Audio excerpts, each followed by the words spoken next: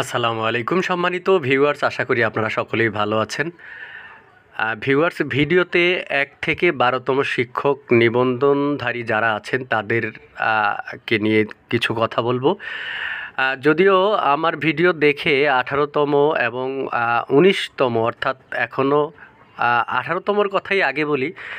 ১৮তম যারা আছেন তাদেরকে মানে কি বলবো, সনদধারী বলবো নাকি পরীক্ষার্থী বলবো সেটা আপনারাই চিন্তা করুন।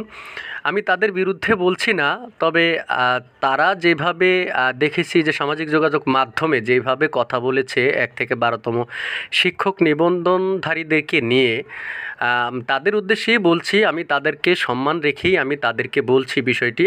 আপনারা ১৮তম যারা দাবি করছেন কিংবা ১৯তম যারা দাবি করছেন, আপনারাই এইটি আসলে বিচার করবেন। মানবিক দিক থেকে আমি আপনাদেরকে শোনাচ্ছি, আপনারা একটু শুনবেন। তো আপনাদের প্রতি সম্মান রেখেই বলছি, দেখুন আপনারা যে ১ থেকে ১২তম শিক্ষক নিবন্ধনধারী যারা আছে তাদেরকে আপনারা বিভিন্ন ভাবে অনেক কথা বলেন, ফেসবুকে সামাজিক যোগাযোগ মাধ্যমে বিভিন্ন নাম দিয়ে পোস্ট করেন, অযোগ্য কিংবা আধুবাই কিংবা আরও নানান কিছু।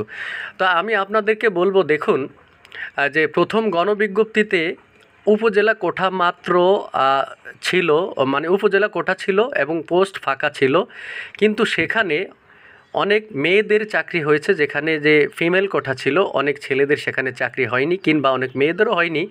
কিন্তু দ্বিতীয় গণবিজ্ঞপ্তিতে পোস্ট ফাঁকা সত্ত্বেও কাউকে নিয়োগ দেওয়া হয়নি।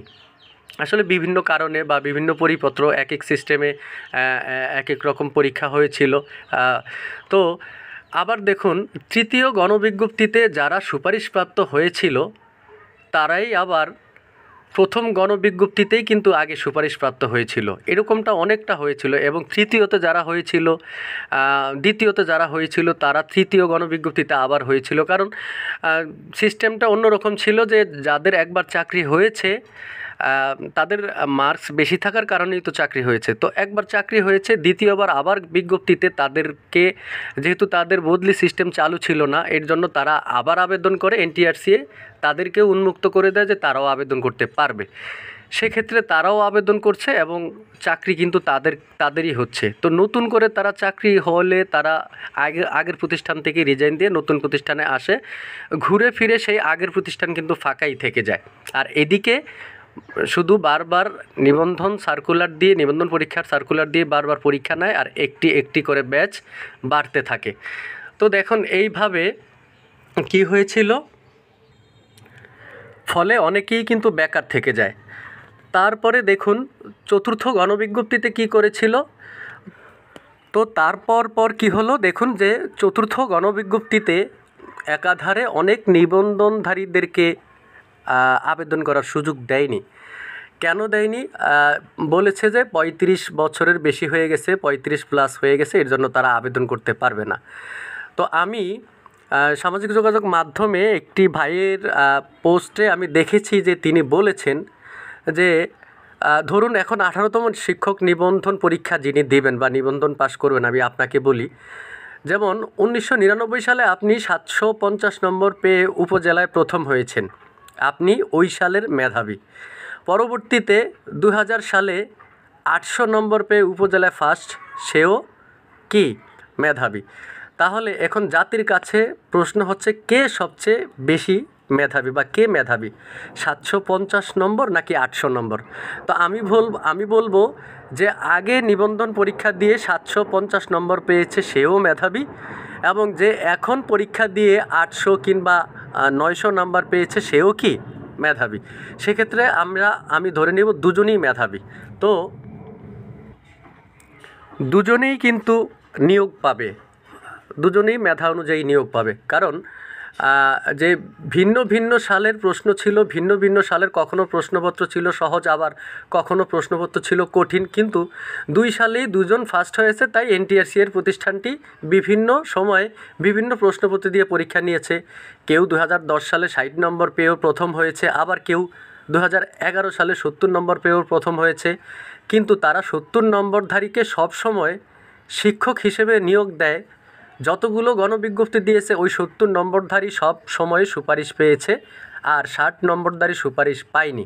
ফলে এখন আপনিই বিচার করুন, 18তম সনদধারী বা নিবন্ধন পরীক্ষা দিবেন যারা, আপনাদেরকে বলছি, আপনি মনে করেন আপনিও এইভাবে কি করলেন, পরীক্ষা দিলেন, পরীক্ষা দেওয়ার পরে আপনি আপনার উপজেলায় প্রথম হলেন কিংবা দ্বিতীয় হলেন, আপনার পরে 19তম ব্যাচ পরীক্ষা দিল, সেও আপনার চেয়ে নাম্বার বেশি পেয়ে সেও তখন তার উপজেলায় প্রথম কিংবা দ্বিতীয় হলো। তো আমি এটাই বুঝাতে চাইলাম যে আপনিও কিন্তু মেধাবী এবং আপনার পরে যে নিবন্ধন পরীক্ষা দিয়েছে সেও কিন্তু মেধাবী।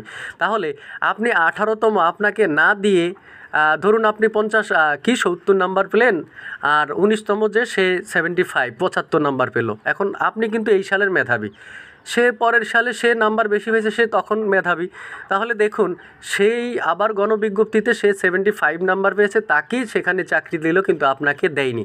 এইভাবে 19তম, 20, 21, 22 এইভাবে যখন পর্যায়ক্রমে চলে যাবে, তখন 5 বছর কি 7 বছর অপেক্ষা করতে করতে যখন আপনি আপনার সার্টিফিকেট নিয়ে, বৈধ সনদ নিয়ে আপনি যখন অধিকার নিয়ে কথা বলতে যাবেন, আর তখন যদি ওই 22, 23, 24 কিংবা 25তম, তখন তারা যদি আপনাকে বলে যে আপনি এতটি বিজ্ঞপ্তি পেলেন, আপনি কি করলেন, আপনি আদুবাই, আপনি এই, আপনি সেই, অনেক কিছু, তখন আপনি কী বলবেন? আপনার কাছে সেই প্রশ্নটাই আমি রাখলাম।